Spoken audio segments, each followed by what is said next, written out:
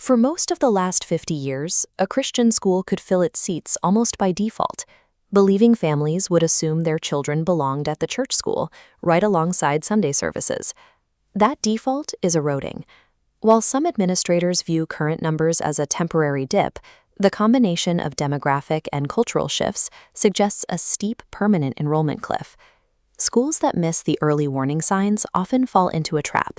They lose a few families, trim the budget to compensate, and inadvertently thin out the academic programs that attracted families in the first place.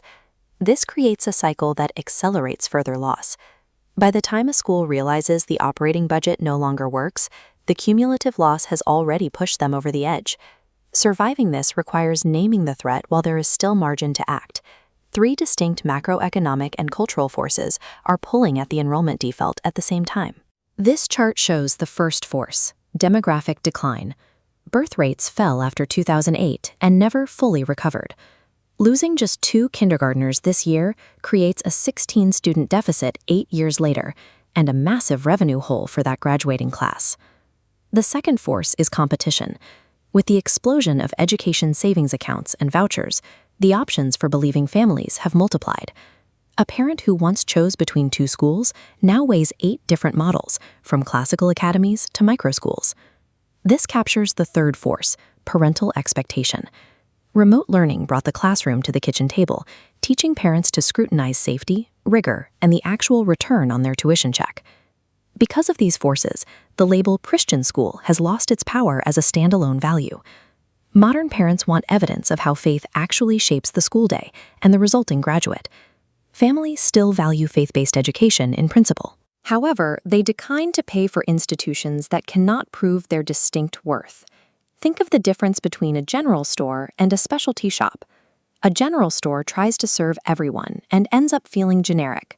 A specialty shop serves one specific type of person so well that families will drive across the county to find it. When schools fear declining numbers, they often try to accommodate every type of family. This approach usually backfires, making the school the obvious choice for no one. Gaining institutional clarity requires a school to define exactly who it is for. By being comfortable excluding the wrong fit, a school becomes undeniable to the families it was built to serve. Moving a school toward that specialty model requires a 3-part positioning framework. This strategy relies on 3 interdependent legs. First, clarifying identity, defining exactly who the school forms. Second, strengthening outcomes, proving academic and spiritual results.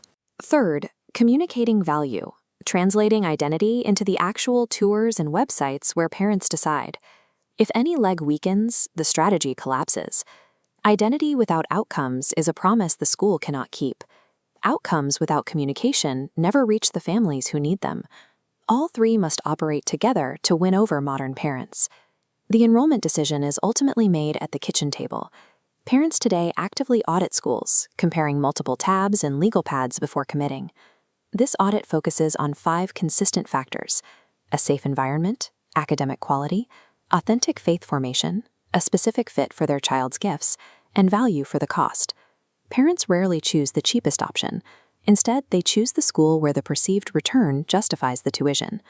When a school articulates its distinct value, that tuition starts to feel like an investment rather than a bill. A parent with a clear checklist is an opportunity.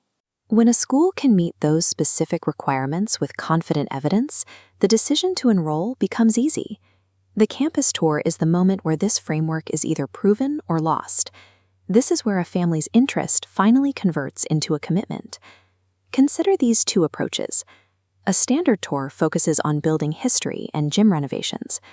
A winning tour turns the walk into a conversation about the student, connecting every classroom and chapel service to that child's specific future. Effective enrollment management focuses on removing the small, invisible frictions, like slow response times or confusing websites, that block the yes a family already wants to give. The enrollment cliff is an existential threat, but it is not an inevitable end. Schools that choose to define exactly what they are and prove it works create a clear path for families to follow.